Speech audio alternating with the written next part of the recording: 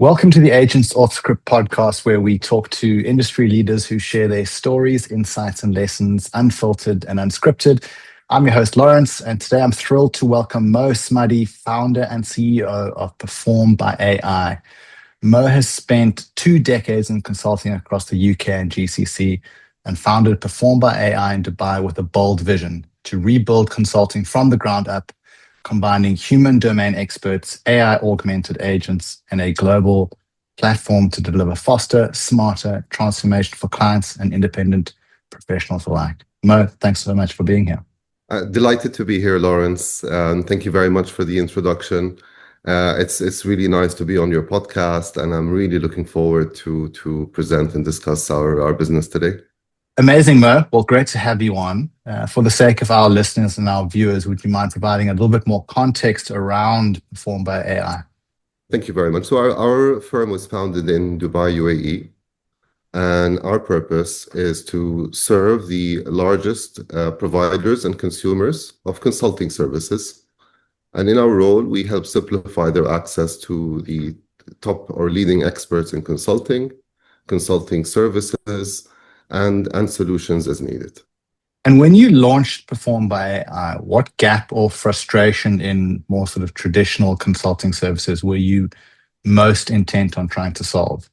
So, a very important question, and I think I can answer this from the two perspectives that we serve and the two perspectives of problems that we're trying to solve. So, for those that provide consulting services, consultancies, in our role, we've noticed that there's millions of dollars being lost every year because of tenders that are being turned down because they can't meet the deadlines or they don't have the full suite of technical capabilities. We also noticed that there's a significant pressure on consulting to reduce their margins. So that's translating into impossible deadlines and large pressure on their teams.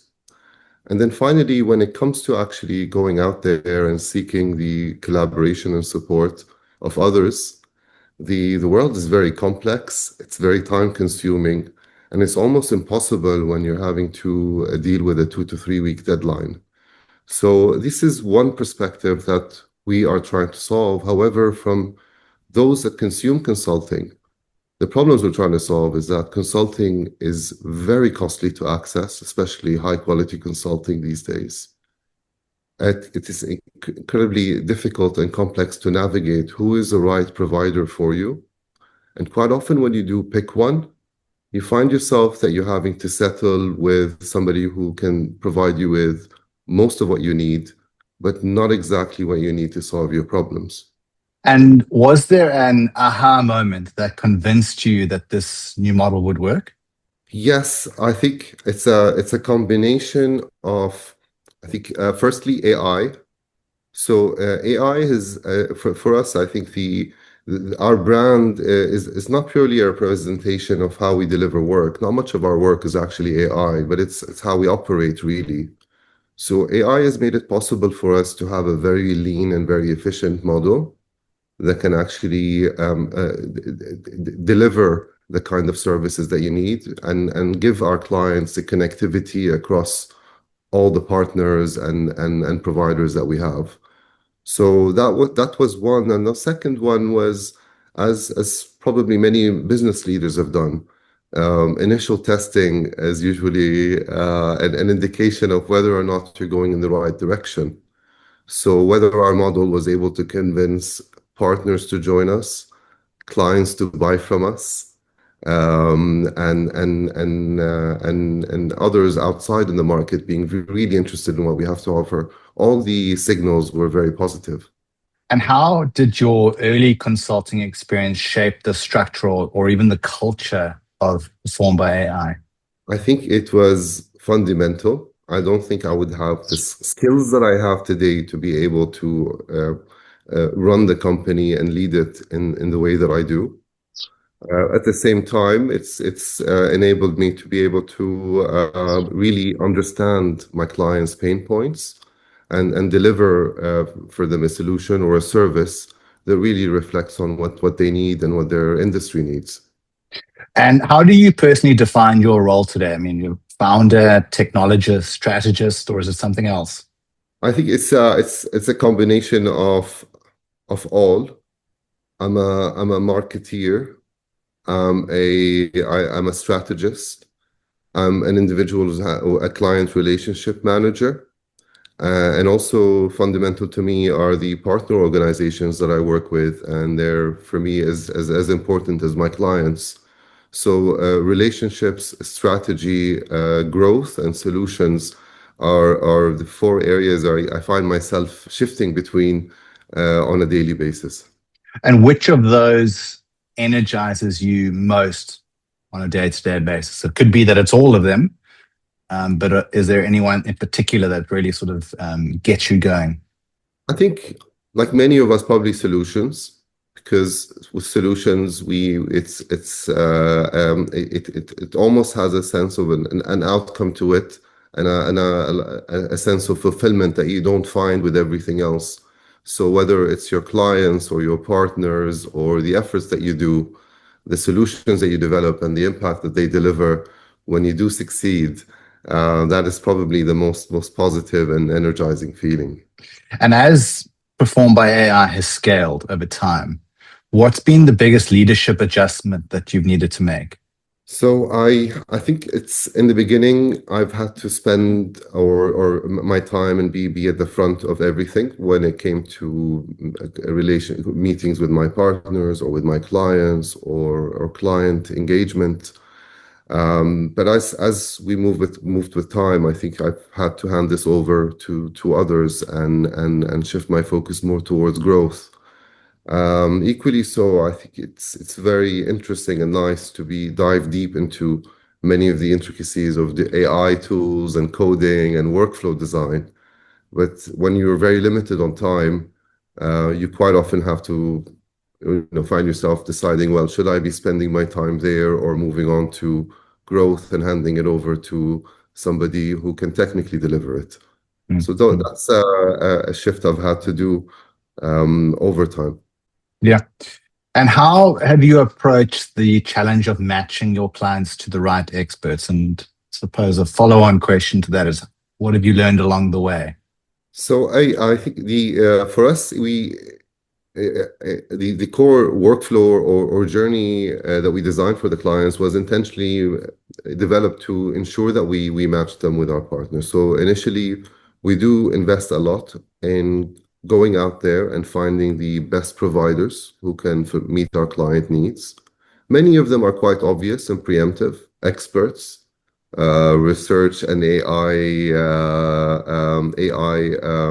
data and workflow development organizations, digital solution providers, designers, writers. So those are organizations we invest and vet and make sure that they meet our clients' requirements in terms of quality, standards, and the kinds of needs that they have. Two, our workflow intelligently captures our clients' needs in a very structured manner and very comprehensive way. So we make sure that the more, as you know, with any kind of system, the more data that you catch, the more likely that you would be able to meet what they need. So making sure that their requirements are comprehensive, structured, and then when we capture the capabilities of our partners, we have an equally robust process where we structure all of their services, their offerings, their capability, and then our AI models looks at their scope and identifies who are the best partners, and at the same time, where we do have gaps, identifies for us who are the best profiled individuals that we should go out there and bring on board to meet all of the client requirements. So structured data, clarity of data, and having intelligent systems to match and link you with the providers is important, and a good set or portfolio of providers to meet those needs. And a question that I often ask fellow operators when humans and AI are both contributing to a client experience is, how are they able to measure quality? What is your approach to that? It's incredibly important. I think that the more I use AI, the more concerned I am about its reliability. And I think we've all had our moments or experiences where things can go horribly wrong with AI. And I think it's for us, it's a number of areas. So we have initially our transparency on the use of AI. Not many organizations do that. So second is ensuring that we always have our validation protocols spread across different points of our workflows and processes, making sure that one does not move without a human validation to proceed to the next step. But above all, no deliverable or output goes out to the client without, again, a human validation. And then finally, the laws and practices around data privacy, data responsibility, and the use of such, I think those are very important to us when we apply them very strictly. Certainly, a narrative that I'm picking up the more conversations I'm having with operators is the human in the loop approach. And certainly that narrative has changed. 2-3 months ago, there was large concern that, AI will replace us. But that narrative has now shifted to AI will augment us as long as there's a human in the loop. I mean, it sounds like you are ensuring that at most critical stages in client delivery, there is human oversight. Absolutely. And at the same time, I think there is a misrepresentation of what AI can actually do and offer today. And I think we need to really respect and understand its limitations, because we don't believe that you can produce much of our outputs and products. We don't believe that you can produce any high quality outcome without the human input, intervention, and even a combination of outputs from both. But that is important. It's not just about the safety of it, but it's really about the outcome. And as performed by AI has grown, are there any new frictions that have appeared that you didn't anticipate?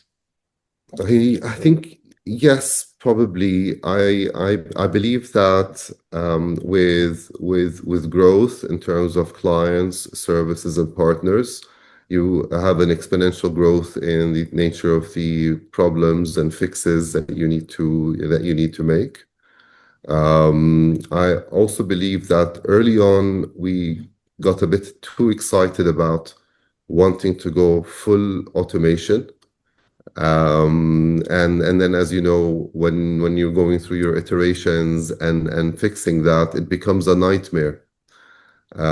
So I think what we've learned is to either simplify our approach and to iterate and to move through a phased automation. So as our clients move through their journey and as we confirm a particular process, then we move into the next level of automation. But we start almost semi-manual. We test, pilot, refine, and then we automate. I suppose that leads quite nicely into my next question around maintaining speed without burning efficiency or margin. How do you get that balance right? By the very fact that we're using our AI tools and workflows as intensely as we do, that by that very definition, it means we are already much faster than anybody else using traditional means.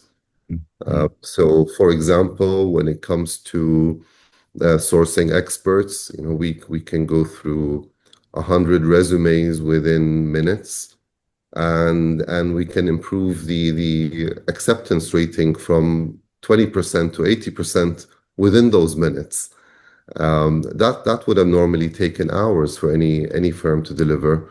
Our research today, on average, we save between 60 to 80% on the average amount of labor hours needed to deliver a report, and with much more insights, I think, from the semantics and the intelligence you get from AI.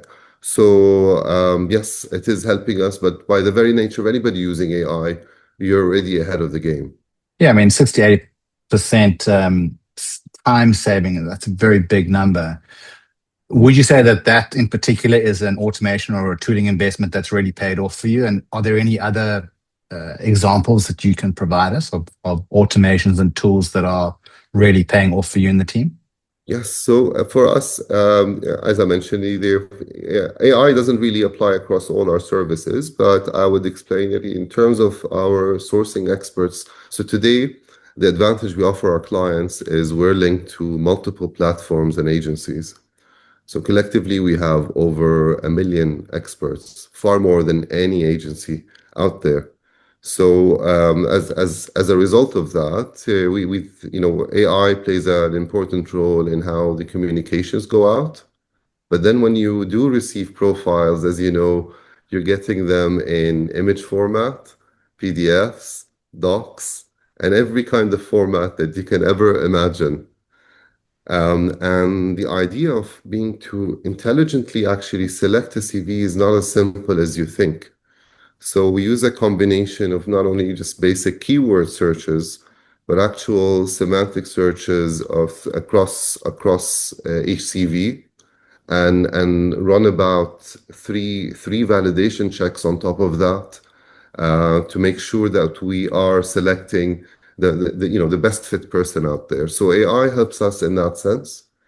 On research, we don't when that image of going into Claude or ChatGPT or Google, pressing research and putting together a list of items to be researched. So what makes us different in our research? It's far contrary to what you normally see in terms of somebody going to Google Gemini or Claude or GPT and putting their documents or asking for a research and waiting for 15 minutes to get it. So for us, we recognize that the true application of this within AI is far more complex. So with the use of RAG models and knowledge graphs, and equally so, before any of this needs to happen, that traditional application of research, developing your research strategy, your content, your data sources, and the messaging around it, that fundamentally also requires traditional consulting. So we brought traditional consulting and brought together some of the best firms that provide data architectures for RAG models and developed a workflow where we still bring in the traditional consulting to design the plan. We have the data architects designing the workflows. We have the data engineers who spend countless hours structuring the documents, labeling the documents, and making sure that it's RAG ready. What RAG does for us then is the most time-consuming element of reading and write-up is reduced by more than 90%. And then every single fact and statement of significance in our report gets cited. And then we bring in the human again to validate each and every fact to make sure that we have a high quality, reliable report. On top of that, we usually traditionally, we'd average about 40 to 50 documents for a report we can do within 2 months, 2 to 3 months. Today, we're exceeding 100 documents at the very least to deliver a report of equal significance or size in 10 days, instead of that time. And as I mentioned before, in terms of the components that you've had in the researcher, the technical expert checking the content, and the sources of the content are all the same, except much more, much faster, and more insightful. Yeah, that is super, super interesting. I mean, that turnaround speed is very impressive. So if we turn our attention to client acquisition, what's been the most effective way for winning new clients performed by AI? I think the unspoken way for anyone, I think, for me, is about building your foundation in terms of your digital footprint. Having that shop front and of messages, clarity of your services, purposes, network, and so on, that gives people the clarity on what you do, why they need to seek your service, but also the confidence and the reassurance that you're actually not just somebody who just decided to set up a website and tell people they've got something to sell. I don't advise people should invest a lot of time there, but it's a foundation for as you invite people to come in and view your service as an organization, regardless of how you invite them. That initial expression is very important. Two, like many of us, we rely a lot on our network and relationships in the past. And with that, if you're really successful in winning the sale through them, that becomes a case study that is so important for the next client. Or that could become a recommendation for somebody to give you an introduction because they worked with you before. There's the things that are as well. We go out to clients that we worked with before, and also consultancies, and we offer them free work. Actually, we're so confident in what we do that we are any sample where we've given just a small experience of the value that we have to offer. That's been the biggest driver of recurring business and getting anyone to be involved with us. And finally, direct engagement. I caution against bombarding people with random leads, and I caution against if you really want to grow your business and you want your clients, the CEO and the founder needs to be the one actively and directly engaging and meeting with them. I think so. Be very personal. Know who you're messaging, and just ensure that you're at the front of that, especially at the beginning. I only reflect on this from the experience I have from businesses engaging me. Those that succeed are those that are personal, and I have a leader wanting to equally speak to me as a leader, and tell me how they want to solve my problems. Yeah, it's such a fine balance, the cold email outreach, for example. I mean, I think about my inbox, and how quickly I'm able to sift through an email that's clearly not thought about. I'm just another name on a lead list. And it's very easy to spot that because I played in that game as well for some time, B2B sales. So I understand the tricks and the tips. So certainly what you say around being personable resonates with me, and sort of meeting your contact or your target at their level, I think would have a huge impact. Something else that I wanted to pick up on, Mo, that you mentioned around referrals and your sort of low-hanging network. It's something that I hear from a lot of great operators is, referrals has gotten them so far, and that's allowed them to really nail down their delivery, but that their growth is now bottlenecked by over-reliance on their referral network. Have you thought about that? And if yes, how are you trying to navigate through that challenge? So yes, I do not. Referral for us is probably something that would be mostly of significance initially, but as we move along, for us, our main reliance is on the value and the impact that we do for our clients, making sure that they have that exceptional experience and providing something that nobody else can offer. So that is a statement that requires you to constantly evolve and refine what you do. I think it's very important, and at the same time, it makes life easy because instead of putting too much emphasis on the unknown of emails and marketing campaigns and blogs and articles, your focus on delivering great outcomes for your clients and value, I think, is the biggest driver for growth for anybody. You mentioned being able to provide or showcase value to your clients. I mean, how are you able to communicate ROI early enough to convert some of those skeptical prospects? It all depends, of course. So, beyond the fact that we offer more choice than anybody else, but our key differentiators, in a sense, I would say, as the very fact that we have a network of partners that collectively represent our resources, So by the very fact of beginning, in terms of value, we have provide more choice than anybody else. Two is on transparency, and it's two-way. So the outsourcing of services is nothing new and is probably practiced in every organization. Not many are very transparent about the fact that they're outsourcing, who they're outsourcing to, and how much of a margin they're making on the outsourcing. Well, we're very transparent about that.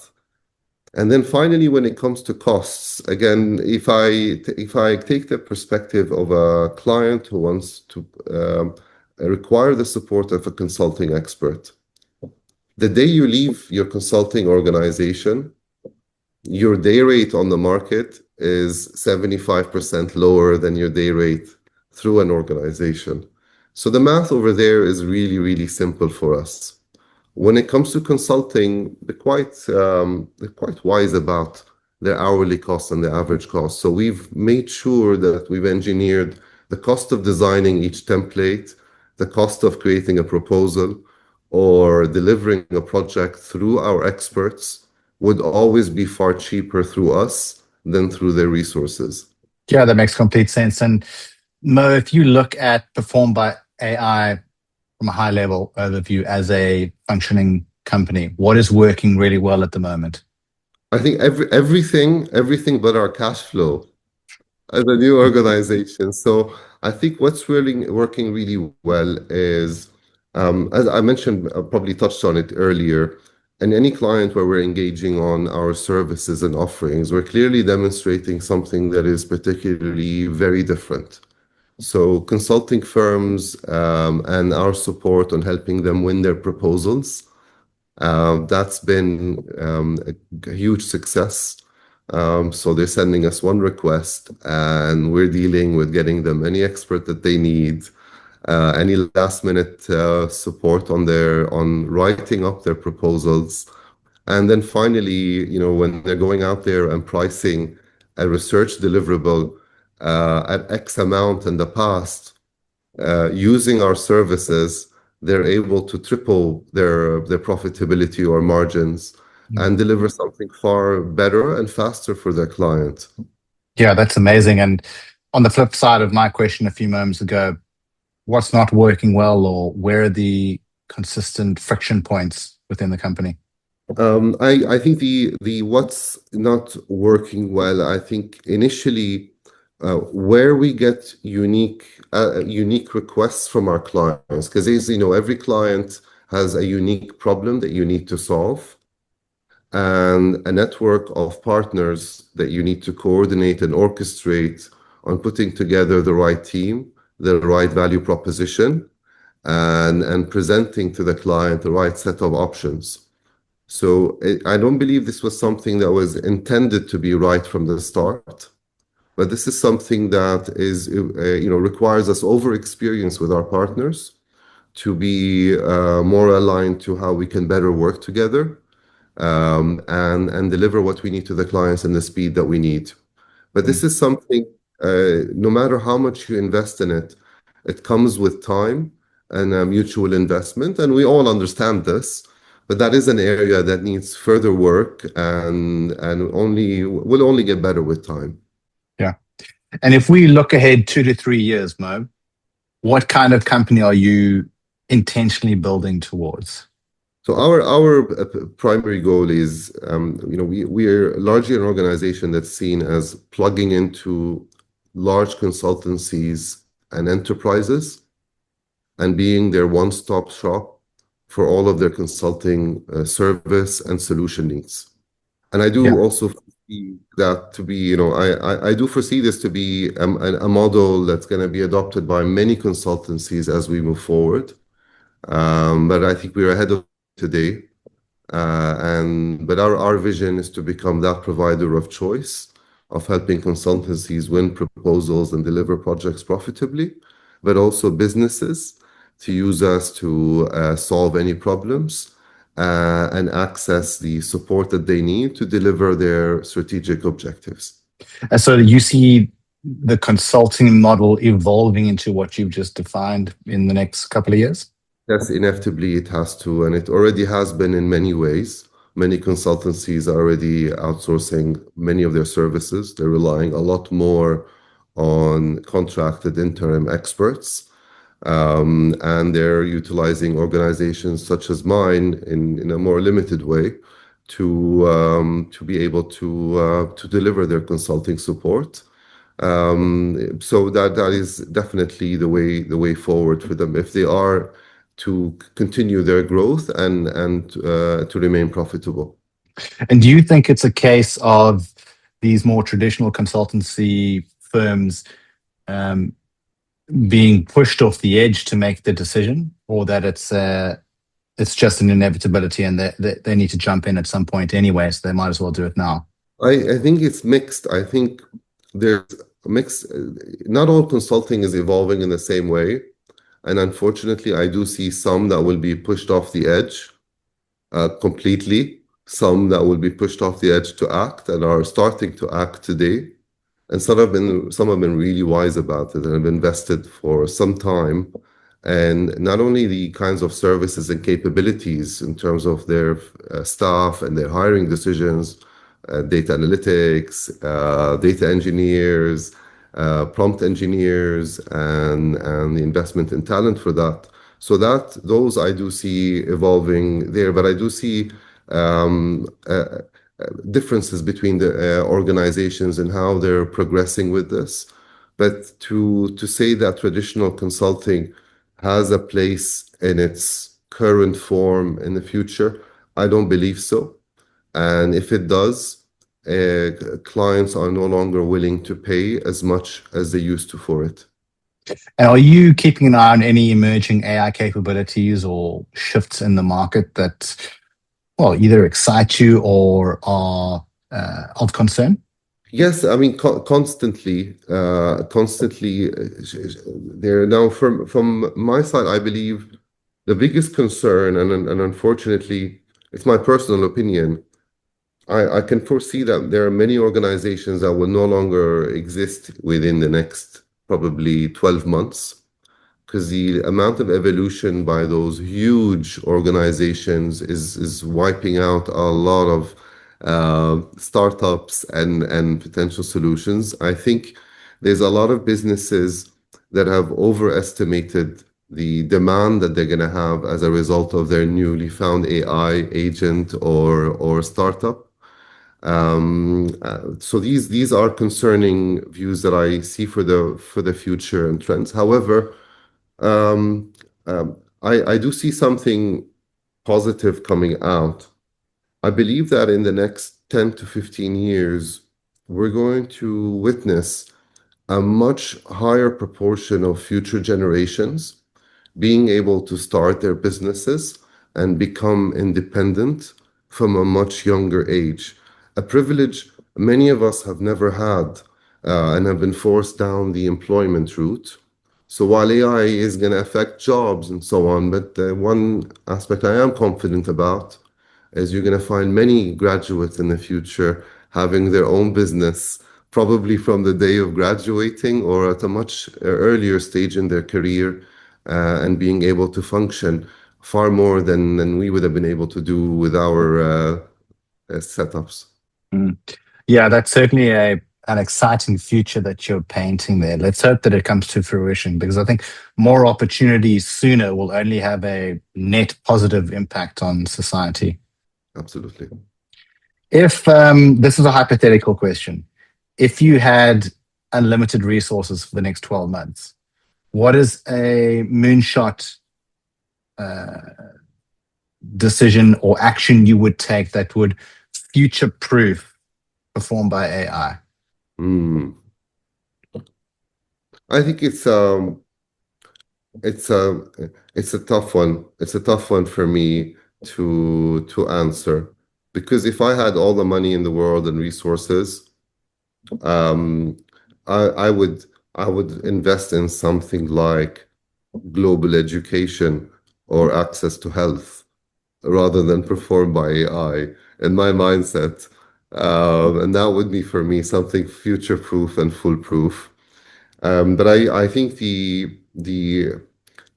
I think probably this, I may have answered my question, but investment in education of future generations and in AI, and the responsible use of AI, and being able to access the knowledge and skills that you need through AI would be fundamental to our growth. And Mo, if our listeners and viewers want to reach out and connect with yourself or the team at Perform by AI, where's the best place for them to do that?